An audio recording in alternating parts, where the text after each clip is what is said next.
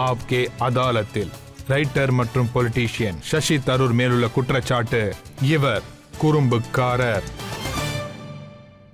சசி இன்னைக்கு மொத்த உலகத்துக்கும் உங்களை தெரியும், as a narrator, as a writer. ஆனா சின்ன வயசுல உங்க அப்பா கிட்ட நீங்க பயங்கரமா அடி வாங்குவீங்களாமே? அது கரெக்ட். அடிக்கடி அப்பா சொல்லுவாரு, சொன்ன பேச்சை கேட்க மாட்டேன், அதிகப்படியான தவறுகள் பண்ணிட்டே தான் இருப்பேன். அடிக்கடி அவர் சொல்லுவாரு, சொன்ன பேச்சை கேட்க மாட்டேன். அதுவும் 5.5 6 வயசு இருக்கும்போது நீங்க 4th கிரேட்ல அட்மிஷன் வாங்க போயிட்டீங்க. என்னை வந்து போர்டிங் ஸ்கூலுக்கு அனுப்பியிருந்தாங்க 5 வருஷம். ஏன்னா என்னோட 2 சிஸ்டர்ஸ் அவங்க இருந்ததுனால அம்மா சொன்னாங்க, 3 பேரையும் வச்சுட்டு என்னால் மேனேஜ் பண்ண முடியாது, எல்லாருமே ட்வின்ஸ் மாதிரியே சுற்றுறாங்க, இவன் வேற ரொம்ப குறும்புத்தனம்லாம் பண்ணிட்டு இருக்காங்க, அதனால போர்டிங் ஸ்கூலில் சேர்த்துட்டாங்க. என்ட்ரன்ஸ் எக்ஸாமில் நான் வந்து நல்ல ரிசல்ட் வாங்கினேன். 5.5 வருஷத்தில் நான் 3rd கிரேடுக்கே வந்துட்டேன். இதில் என்னென்னா அட்மிஷன் வாங்கும்போது பெரிய தப்பு நடந்துச்சு. என்னோட கிளாஸில் வந்து எல்லா பசங்களுக்குமே 8 வயசுன்னா, அப்போது எனக்கு வந்து 6 வயசு. அதன் காரணமாக என்ன நடந்துச்சுன்னா, எமோஷனலாக எதுவுமே செட் ஆகலை. உடம்பு வேறு எனக்கு மோசமாக இருந்துச்சு. சின்ன வயசுலேருந்தே எனக்கு பிராங்கைல் ஆஸ்மா பிரச்சனை இருந்துச்சு. அப்புறம் அந்த காலத்தில் நீங்கள் பார்த்தீங்கன்னா இந்த நெபுலைசர் மாதிரிலாம் எதுவுமே கிடையாது. உங்களால் மூச்சு விட முடியலன்னா நீங்கள் சஃபர் பண்ணி தான் ஆகணும். அது பெரிய இஷ்யூ. அதனால் நான் ரொம்ப காலம் எப்போவுமே ஸ்கூலோட ஹாஸ்பிட்டல்லையே இருப்பேன். அங்கே இருந்ததுக்கப்புறம் ஸ்கூலில் இருந்தே அம்மா அப்பாவை கூப்பிட்டு இவனை கூட்டிகிட்டு போயிடுங்கன்னு சொல்லிட்டாங்க. ஆனால் நான் எல்லா எக்ஸாம்லேயுமே பாஸ் ஆகிட்டேன். ஐ மீன் 3rd ஸ்டாண்டர்டில் எல்லா எக்ஸாம்லேயும் நான் பாஸ் ஆனதுக்கப்புறம் நேரே வந்து நான் 4th ஸ்டாண்டர்டுக்கு அப்ளை பண்ணிட்டேன். திரும்ப பாம்பே வந்துட்டேன். என்னோட அப்பா அம்மா எல்லாம் பாம்பேயில் தான் இருந்தாங்க. ஆனால் அங்கே இருக்கிற ஸ்கூலில் வந்து நான் எக்ஸாம் பாஸ் ஆனதுக்கப்புறம் என்ன 6 வயசு பையனை 4வது வகுப்பில் சேர்க்க முடியாதுன்னு சொல்லிட்டாங்க. Let me repeat the 3rd standard. இவ்வளோ பரீட்சையெல்லாம் எழுதிருக்கிறீங்களே, உங்க மூளை எப்படி ஷார்ப்பா இருந்தது? இதை கடவுள்கிட்ட தான் கேட்கணும். ஏன்னா வீட்டுக்கு விருந்தாளிங்க வந்தா போயம் சொல்லுன்னு தான் சொல்லுவாங்க, ஆனா உங்களை இங்கிலீஷ் பேசுன்னு தானே சொல்லுவாங்க. இதெல்லாம் சும்மா விளையாட்டுக்காகத்தான் சொல்லுவாங்க. அதோட எல்லா வருஷமும் நீங்க தான் கிளாஸ்ல ஃபர்ஸ்ட் வருவீங்களா? அது என்னவோ கரெக்டு தான். ஆனால் ஒரு வருஷம்தான் என்னால் வர முடியல. அது வந்து 8th ஸ்டாண்டர்டில் 3rd ரேங்க் தான் வந்திருந்தேன். அதுக்காக ரொம்ப வருத்தப்பட்டேன். வீட்டில் அப்படி எழுதிங்களாமே? பின்ன என்ன, பயங்கரமாக அழுதேன். வீட்டில் யாரோ இறந்து போயிட்ட மாதிரி அழுதேன். வீட்டில் யாரும் என்கிட்ட பேசவும் தயாராக இல்லை. ஆனால் நியூஸ் பேப்பர் படிக்கிற பழக்கம் இருந்தது இல்லையா, அதனால நாலேஜ் வளர்ந்ததா? அப்பா நியூஸ் பேப்பர் செக்ஷனில் தான் வேலை பார்த்தாரு. அவர் ஸ்டேட்ஸ்மேன் பத்திரிகையில் பாம்பே மேனேஜராக இருந்தார். காலையில் எழுந்ததும் சிட்டியில் வர்ற எல்லா நியூஸ் பேப்பர்ஸையும் டீ குடிச்சிட்டே அவர் படிப்பார். நானும் 6-7 வயசுலேருந்தே அவர் கூடவே உட்காந்துட்டு இருப்பேன். அதனால் இது எனக்கு ரொம்ப பழக்கமாயிடுச்சு. காலையில் எழுந்ததும் டீ குடிக்கணும், பேப்பர் படிக்கணுங்கிறது. அதுக்கப்புறம் ஈவினிங் வெளிநாட்டு நியூஸ் பேப்பர்ஸ் எல்லாம் ஃப்ளைட்டில் வரும். அது எல்லாத்தையும் கலெக்ட் பண்ணி வீட்டுக்கு கொண்டு வந்து அப்பா படிப்பார். ஸோ நான் மார்னிங் 4-5 பேப்பர் படிப்பேன். அப்புறம் ஈவினிங் வந்து வெளிநாட்டு பேப்பர்ஸ் எல்லாம் கூட நான் படிப்பேன். வீட்டுக்கு நிறைய மேகசின்ஸ் வரும்.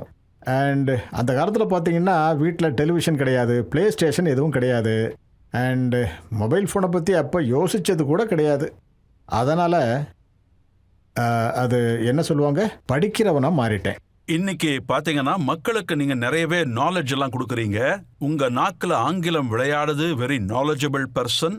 இது சின்ன வயசுலயே ஆரம்பிச்சிருச்சா? அது வந்து ஒன்றும் இல்லை. எனக்கு சின்ன வயசுல இருந்தே புத்தகம் படிக்கிற பழக்கம் இருந்தது.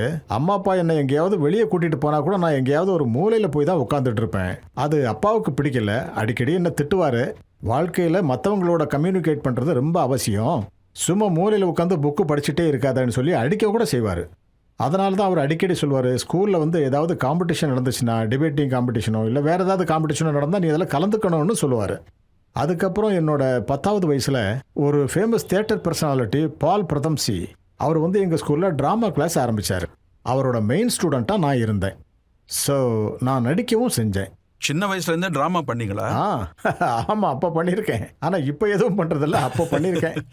ஸோ உங்கள் விருப்பம்தான் என்ன? அம்மா அப்பாவுடைய ஆசை என்னவா இருந்தது? இந்த பாருங்கள், இந்த மிடில் கிளாஸ் அம்மா அப்பா என்ன விரும்புவாங்கன்னா, என்ஜினியர் ஆகணும், டாக்டர் ஆகணும்னு விரும்புவாங்க. ஆனால் என்ன பார்த்தீங்கன்னா, நான் வந்து சயின்ஸில் நல்ல மார்க் வாங்குவேன். ஆனால் சயின்ஸில் எனக்கு இன்ட்ரெஸ்டே கிடையாது. அந்த காலத்தில் நீங்கள் பார்த்தீங்கன்னா 9th தான் வந்து ஸ்ப்ளிட் பண்ணுவாங்க, ஹியூமனிட்டியா இல்லை வேறு. நான் வந்து ஹியூமனிட்டியை செலக்ட் பண்ணேன். இதை தெரிஞ்சுக்கிட்ட ஸ்கூல் அத்தாரிட்டிஸுக்கு பயங்கர கோபம். அப்பா அம்மாவை ஸ்கூலுக்கு கூப்பிட்டுட்டாங்க. இவன் வந்து பெஸ்ட்டு சயின்ஸ் ஸ்டூடெண்ட்டாக இருக்கான், இவன் ஏன் சயின்ஸ் எடுக்காமல் ஹியூமனிட்டி எடுத்திருக்கான்னு அப்பா அம்மாட்ட சொன்னாங்க. அப்பா என்கிட்ட கேட்க ஆரம்பிச்சிட்டாரு. ஏன்னா அவரும் ஒரு கனவு கண்டிருந்தார், நான் டாக்டர் ஆவேன், என்ஜினியர் ஆவேன் அப்படின்னு. இதில் எல்லாம் எந்த இன்ட்ரெஸ்ட்டுமே கிடையாதுன்னு நான் சொல்லிட்டேன். ஏண்டா நீ தான் சயின்ஸில் ஃபஸ்ட்டு வரியேன்னு சொல்லி அவர் திட்டுறாரு. நான் சொன்னேன், பரீட்சையில் நான் ஃபஸ்ட்டு வரேன், ஆனால் அடுத்த நாளே நான் படித்த எல்லாத்தையுமே மறந்துடுறேனே. நான் அவர்கிட்ட சொல்லுவேன், நீங்கள் லிட்ரேச்சரை பற்றி கேளுங்க, ஹிஸ்ட்ரியை பற்றி கேளுங்க, ஸ்கூலில் கற்றுக் கொடுக்காததெல்லாம் கூட நான் வெளியே போய் படிச்சிருக்கேன். ஸ்கூலில் கற்றுக் கொடுக்கறத விட அதிகமாக எனக்கு தெரிஞ்சிருந்தது. ஸ்கூலில் கற்றுக் கொடுக்காததெல்லாம் கூட நான் கற்று வச்சுருந்தேன். சரிப்பா உன் இஷ்டம்னு சொல்லி அப்பா விட்டுட்டாரு. அந்த காலத்தில் ஒரு சீனியர் கேம்பஸ் எக்ஸாமினேஷன் நடக்கும். நாங்கள் எக்ஸாம் எழுதுனதுக்கப்புறம் அதை வந்து ஷிப்பில் கரெக்ஷனுக்கு கேம்பிரிட்ஜுக்கு போகும் கரெக்ஷனுக்கு. அதில் பார்த்தீங்கன்னா நான் கிட்டத்தட்ட மேக்ஸிமம் மார்க்ஸு ஸ்கோர் பண்ணியிருக்கேன். பெஸ்ட் ஆஃப் 5 சப்ஜெக்ட்ஸ் எனக்கு கிடைச்சிது. வெஸ்ட் பெங்கால் ஸ்டேட்லேருந்து எனக்கு ஒரு கோல்டு மெடலும் கிடைச்சிது. ஆனால் இந்தியாவில் அந்த மாதிரி கோல்டு மெடல் கொடுக்குற வழக்கம் இருந்ததுன்னா அது எனக்கே தான் கிடைச்சிருக்கும். ஏன்னா அவ்வளோ மார்க் வாங்கியிருந்தேன். ஆனால் எனக்கு அதாவது நான் எதையுமே சீரியஸாக எடுத்துக்கல. ஏன்னா என்னை பொறுத்த வரைக்கும் நீ பரீட்சையில் பாஸ் ஆகிட்ட மட்டும் ஒரு எஜுகேட்டட் பர்சனாக வந்துட முடியாது. ஓ மனசில் என்ன ஒட்டுது, பரீட்சைக்காக படிக்கிறீங்க, எழுதுனதுக்கப்புறம் அதையெல்லாம் மறந்துடுறீங்க. ஆனால் எது உங்கள் மூளையில் நிலைக்குதோ அதுதான் எஜுகேஷன். பொதுவாக யார் நல்லா மார்க் வாங்குறாங்களோ அவங்கள தான் இன்டெலிஜென்ட்னு சொல்லுவாங்க. நீங்கள் சொல்கிறது நம்பர் வாங்குறதுல நான் எக்ஸ்பர்ட்டாக இருந்தேன். ஆனால் நாலேஜ் அக்வயர் பண்ணுறது வேற விஷயம். வேறு விஷயம் என்னென்னா, என்னைக்காவது எனக்கு ஸ்டூடெண்ட்ஸ் கிட்டேயோ இல்லை டீச்சர்ஸ் கிட்டேயோ பேசுகிறதுக்கு சந்தர்ப்பம் கிடைச்சா நான் டீச்சர்ஸ் கிட்ட எப்போவுமே ஒரு விஷயந்தான் சொல்லுவேன். மாணவர்கள் என்ன யோசிக்கணுங்கிறத நீங்கள் கற்றுக் கொடுக்காதீங்க. என்ன படிக்கணும், என்ன எழுதணும்னு நீங்கள் சொல்லிக் கொடுக்காதீங்க. டெக்ஸ்ட் புக்கை மனப்பாடம் பண்ணுங்க, லெக்சரை கேட்டுட்டு எழுதுங்க, பாஸ் ஆகிடுவீங்கன்னு சொல்கிறீங்க. என்னை பொறுத்த வரைக்கும் இந்த 21st செஞ்சுரியில் இதெல்லாம் யூஸே ஆகாது. 3 Idiotsல வர அமீர் கான் கிட்ட பேசுகிற மாதிரி இருக்கு. அந்த படத்தோட ஃபிலாசபியே இதுதான். All is well. இல்லை அதை கூட நான் சொல்ல மாட்டேன். எது எப்படி இருந்தாலும் படிப்பு முக்கியம். படிச்சாதான் ஆல் இஸ் வெல். எனக்கு ஞாபகம் இருக்கு, யூனிவர்சிட்டியிலே நீங்க டாப்பரா இருந்தீங்க. அது மட்டும் இல்லாம ஃபாரின் சர்வீஸ் போக நீங்க ஆசைப்பட்டீங்க. என்னோட ஆசை அதுவாக தான் இருந்துச்சு. ஏன்னா அந்த காலத்தில் நீங்கள் ஒன்று தெரிஞ்சுக்கணும். யூபிஎஸ்சி எக்ஸாமில் நீங்கள் ஃபஸ்ட்டு 10ல் வரலன்னா, 10 ரேங்க்ஸுக்குள்ளே வரலன்னா உங்களுக்கு ஃபாரின் சர்வீஸ் கிடைக்காது. எனக்கு தெரிஞ்ச ஒரு ஜட்ஜி இதோ உட்காந்துருக்கார் இல்லையா, இவர் வந்து இந்தியாவிலேயே 5th or 6th வந்திருக்காரு. ஃபாரின் சர்வீஸை சொல்கிறேன். அந்த சிஸ்டம் தான் அந்த காலத்தில் இருந்திருக்கு. அதுக்கப்புறம் தான் மக்கள் ஐஏஎஸை பற்றி யோசித்தாங்க. எனக்கு ஒரு சீனியர் இருந்தார். அவர் ஹிஸ்ட்ரியில் ரொம்ப எக்ஸ்பர்ட்டாக இருந்தார். அதோட அவர் வந்து ரொம்ப ஃபேமஸ் ப்ரெஸ்டீஜியஸ் கிராஜுவேட் ஸ்கூல், அது இன்டர்நேஷ்னல் அஃபேர்ஸில் அங்கே அப்ளை பண்ணியிருந்தார். ஆனால் அவருக்கு கிடைக்கல. அவர் என்ன பண்ணார்னா, அந்த ஸ்கூலோட கேட்லாக் இருக்கு இல்லையா, அதை கொண்டு வந்து என்கிட்ட சொன்னார், தரூர் யூ அப்ளை. எனக்கு கிடைக்கல, ஆனால் உனக்கு கிடைச்சாகணும்னாரு. சரின்னு நான் அப்ளை பண்ணேன். எனக்கு அட்மிஷனும் கிடைச்சது, ஸ்காலர்ஷிப்பும் கிடைச்சது. எனக்கு என்னென்னா, ஃபாரின் சர்வீஸ் எக்ஸாமை வந்து கூட எழுதலாம், ஆனால் போய் பார்க்கலாமேன்னு ஏதோ ஒரு மிஸ் சர்வீஸில் ஃபாரின் எக்ஸாமில் நான் ஃபிட் ஆகலைன்னா ஊரையாவது சுற்றிட்டு வரலாமே. உங்களுக்கெல்லாம் ஒரு விஷயம் தெரியாது, அந்த காலத்தில் வெளிநாடு போகிறதுன்னா ரொம்ப ரொம்ப கஷ்டமான விஷயம். அந்த காலத்தில் ஆமாம், ரொம்ப கஷ்டம். முதல் விஷயம் என்னென்னா, யூ குடண்ட் அஃபோர்ட் இட். ஏன்னா சம்பளம்லாம் நமக்கு ரொம்ப கம்மி. நான் வந்து ஏர் இண்டியாவில் டிக்கெட் வாங்குறதுக்கு கூட லோன் வாங்கினேன். அப்படி இருந்தும் நான் போகிறதுக்காக ரொம்ப முயற்சி எடுத்தேன். ஏன்னா வெளிநாடு போயிட்டு அது எப்படி இருக்குன்னு பார்க்கணுங்கிற ஆசை. அந்த காலத்தில் பார்த்தீங்கன்னா இந்த ஃபாரின் எக்ஸ்சேஞ்ச் எல்லாம் ரொம்ப பிரச்சனையாக இருக்கும். உங்களுக்கு வந்து $8 தான் கிடைக்கும். அந்த காலத்தில் வந்து $8 அது வந்து 60 ரூபா கூட கிடையாது. $1 வந்து 7.5 ரூபாயோ என்னமோ தான். 60 ரூபா கிடைக்கும். அது வந்து $8 தான். $8 நீங்கள் வெளிநாட்டுக்கு போவீங்க. ஸோ எனக்கு இப்போ ஞாபகம் இருக்குது, ஃப்ளைட்டில் இருந்து கீழே இறங்கினேன். ஒரு பெரிய போர்ட்டர் வந்தார். என்கிட்ட வந்து என்னோட பெட்டியை தூக்குனாரு. இல்லை நான் மேனேஜ் பண்ணிக்கிறேன்னே. இல்லை நான் தூக்குறேன்னாரு. நானும் என்ன செய்வேன், $8 $1 கொடுக்க வேண்டியது வந்தது. அப்போவே நான் டிசைட் பண்ணிட்டேன், இன்னைக்கு நமக்கு ஒருவேளை சாப்பாடு கிடையாது. ஏன்னா பெட்டியை தூக்குறவருக்கு $1 கொடுக்கணுமே. நிலைமை அந்த மாதிரி இருந்தது அந்த காலத்தில். ஸோ நானும் அமெரிக்கா போயிட்டேன். அப்போது எனக்கும் பெஸ்ட் ஸ்டூடெண்ட்டுங்கிற அவார்டு வாங்குகிற சந்தர்ப்பம் கிடைச்சிது. அப்புறம் எனக்கு என்ன பயம்னா, இந்த ஸ்காலர்ஷிப் முடிஞ்சதுக்கப்புறம் ரெனியூவல் பண்ண மாட்டாங்க. அதனால் நான் திரும்ப வேண்டி வரணும்னு நினச்சேன். அதனால் நான் நல்லா படித்து அங்கேயே 3 டிகிரி வாங்கிட்டேன். அது என்னென்ன டிகிரி? ஒன்று வந்து எம்ஏ, அதை 1 வருஷத்தில் முடித்தேன். இன்னொன்று வந்து எம்ஏ எல்டி, எம்ஃபில் மாதிரி, லா அண்ட் டிப்ளமேசி மாதிரி. 3வது வந்து பிஹெச்டி. இது எல்லாத்தையும் பண்ணிவிட்டு நான் அங்கே ஒரு சின்ன ரெக்கார்டையே உருவாக்கினேன். அந்த ஸ்கூலில் தான் Fletcher school of law and diplomacy. அவங்க என்ன சொல்கிறாங்கன்னா அதை யாராலையுமே பிரேக் பண்ணவே முடியாதான். அதாவது அந்த எக்ஸப்ஷன்ஸை எல்லாம் நான் வந்து யூஸ் பண்ணியிருந்தேன் இல்லையா, அந்த ஷார்ட் டைமில் நான் முடிச்சு காட்டியிருந்தேன் இல்லையா, அதை வந்து அவங்க ரிமூவ் பண்ணிட்டாங்க. அவங்க சொல்கிறாங்க அதை எப்படி 22 வயசு பையனுக்கு பிஹெச்டி கொடுக்க முடியும்னு. அதனால் ஃப்யூச்சரில் இது நடக்கக்கூடாதுன்னு எல்லா ரூல்ஸ் ரெகுலேஷன்ஸ் எல்லாத்தையும் ஒன்று விடாமல் மாற்றிட்டாங்க. ஆனால் எனக்கு 22 வயசில் ஒரு பிஹெச்டி கிடைச்சிது. அதாவது 22 வயசுல டாக்டரா நீங்க? ஆமாம்.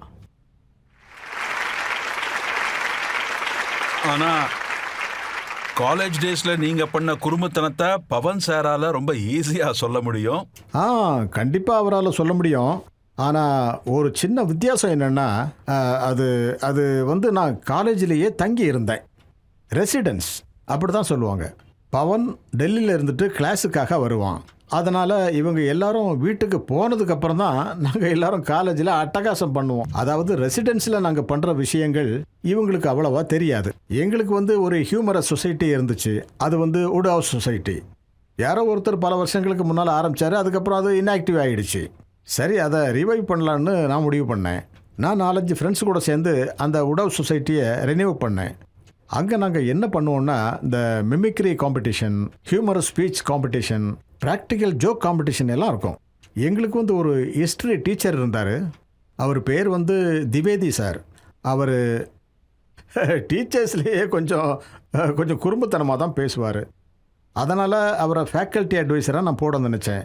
அப்போ பல விஷயங்களை நம்ம தப்பிச்சுக்கலாம் இல்லையா, அவரை ஃபேக்கல்ட்டி அட்வைஸராக போட்டுட்டோம். எங்களோட ப்ராக்டிக்கல் ஜோக்கில் ஒரு ரூல் இருந்தது.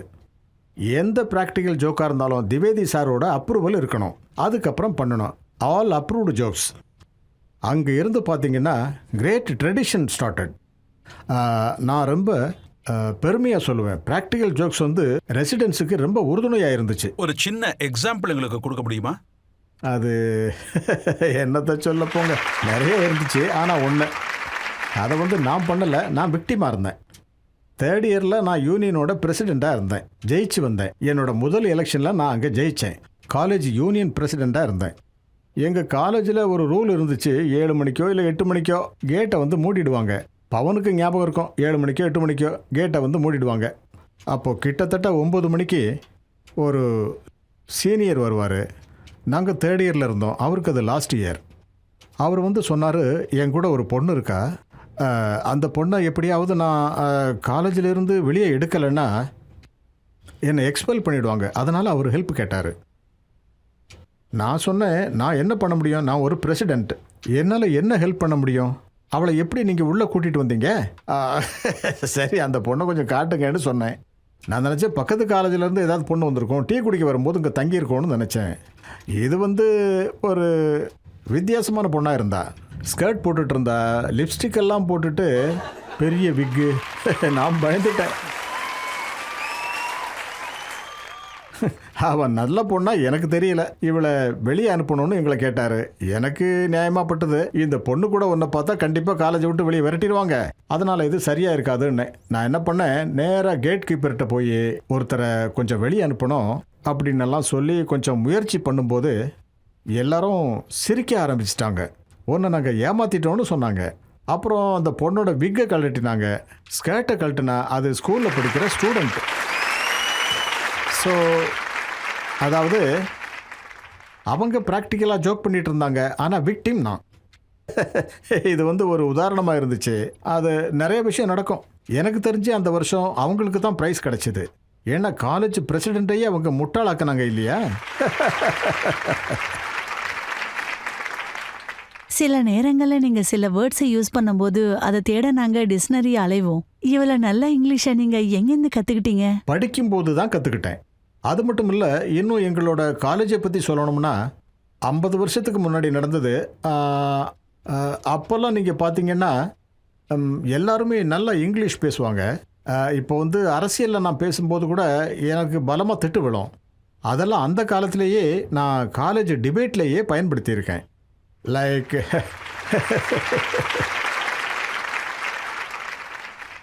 ஒருவேளை உங்களுக்கு ஞாபகம் இருக்க வாய்ப்பு இருக்குது. ஒரு தடவை இன்னொரு சேனலில் ரஜத்தோட ஃப்ரெண்டு இருக்கார்.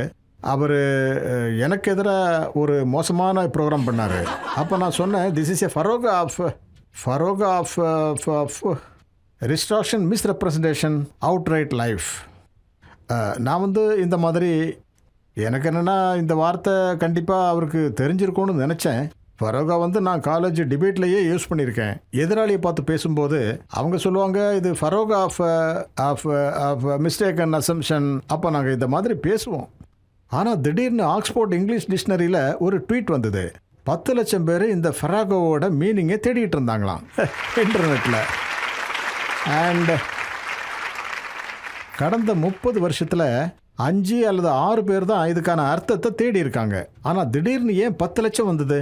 அதுக்கு அவங்க என்ன பதில் சொன்னாங்கன்னா, இந்தியாவில் ஒரு லீடர் இருக்காரு, அவர் இதை யூஸ் பண்ணாரு, அதான் நாங்கள் அர்த்தத்தை தேடுறோம். ஆனா சில நேரங்களில் நீங்க சொல்ற வார்த்தையை அவங்க டிக்ஷனரியில ஆட் பண்ணிக்கிறாங்களா? அதெல்லாம் இல்லை, அதெல்லாம் கிடையாது. இது நடந்ததுக்கு அப்புறம் தான் நானும் யோசிக்க ஆரம்பித்தேன். இதை வச்சே நல்லா கிண்டல் பண்ணலாமே. இவன் இங்கிலீஷில் பெரிய பெரிய வார்த்தையெல்லாம் சொல்கிறான்னு மக்கள் யோசிக்க ஆரம்பித்தா நான் அதை யூஸ் பண்ணலாம் இல்லையா? உங்களுக்கு ஞாபகம் இருக்காது, ஒரு லீடர் இருந்தார். அவர் என் கூடவே நின்று என்ன மாதிரியே எலெக்ஷனில் ஜெயிச்சிருந்தார். ஒரு நாள் அன்னைக்கு பவனும் என் கூட தான் இருந்தார். இவர் ஒரு நாள் எங்கள் பார்ட்டியை விட்டுட்டு பிஜேபியில் போய் சேர்ந்துட்டார். நான் வந்து அன்னைக்கு ஒரு ட்வீட் போட்டேன், வேர்ட் ஆஃப் த டே. நான் வந்து ஒரு வார்த்தையை சொல்லப்போனால் நான் அந்த வார்த்தையை பயன்படுத்த மாட்டேன். அதாவது படிச்சிருந்தேன் நான் அதை. Snollygoster. Definition: a shrewd, unprincipled politician. First use USA 1848. Let us use today. நான் வந்து யாரோட பேரையும் சொல்லலை, இல்லை யாரோட இடத்தையும் சொல்லலை, ராஜ்யத்தையும் சொல்லலை. ஆனால் நான் என்ன சொல்ல வந்தேனோ அதை எல்லாரும் புரிஞ்சுக்கிட்டாங்க. இது நடந்திருக்கு. அப்புறம் இன்னொரு சந்தர்ப்பம் வந்தது. என்னோட பப்ளிஷர்ஸ், நான் ஒரு புக் எழுதியிருந்தேன், அது சீக்கிரமே மார்க்கெட்டில் வரப்போகுது. என்கிட்ட சொன்னாங்க, நீங்கள் ட்விட்டரில் போட்டுருங்களேன், எல்லாருக்குமே தெரியட்டும். அதாவது இது புத்தகம் அவைலபிள்னு போடுங்க. நான் எழுதினேன், this book is more than exercise in ஃப்ளெக்சினோசி ஹெலிபிலிபிகேஷன்.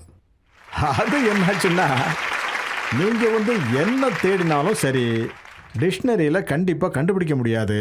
இது பார்த்தீங்கன்னா 150-200 வருஷத்துக்கு முன்னாடி யாரோ ஒருத்தன் ஆக்ஸ்போர்ட் யூனிவர்சிட்டியில் சும்மா விளையாட்டுத்தனமாக லாட்டினோட வார்த்தைகளை எல்லாம் ஒன்றா சேர்த்து புதுசாக ஒரு வார்த்தையை உருவாக்கியிருந்தான்.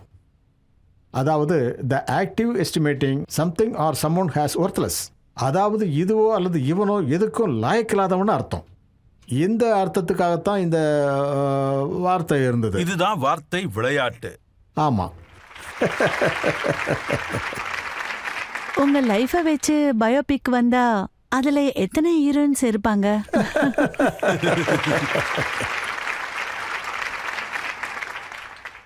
இன்கேஸ் பயோபிக்கில் இந்த சீன் எடுத்தாங்கன்னா உங்கள் ரோலில் கண்டிப்பாக யாராவது ஒருத்தர் நடிப்பாங்க இல்லையா? நீங்கள் கூட தான் நடிக்கலாம். இதோ ஒரு ஹீரோயின் இங்கேயே கிடைச்சாச்சு. இங்கே பாருங்க, இப்போ நான் சொல்கிறேன். முதல் ஹீரோயின் என்னோட அம்மா. இப்போவும் அவங்க என் கூட தான் இருக்காங்க. அவங்களோட வயசு 87. அவங்க ரொம்ப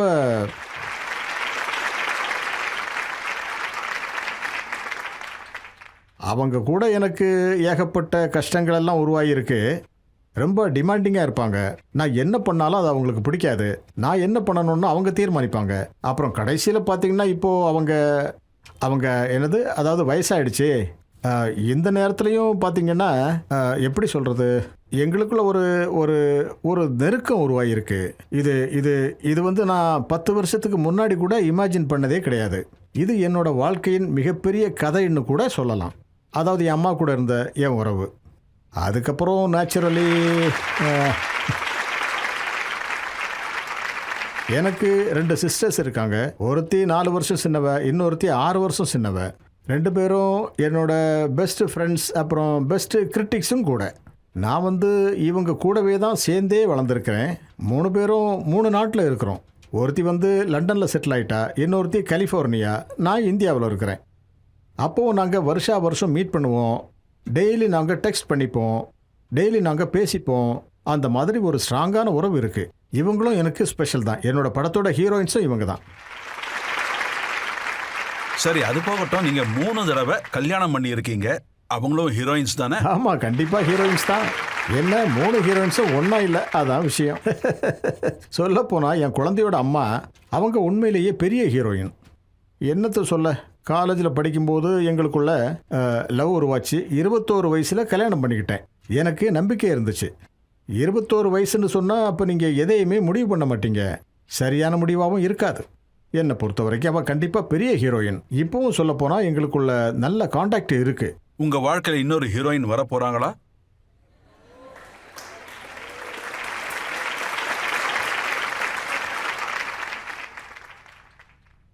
ஆங்கிலத்தில் ஒரு வார்த்தை உண்டு, நெவர் சே நெவர். ஆனால் தயவு செஞ்சு என்னோட வயசை பாருங்க, என்னோட பொறுப்பை பாருங்க. பாசிபிலிட்டிஸ் குறைவு தான். உங்க குடும்பத்தனத்தை பார்த்தா நீங்க ஏதாவது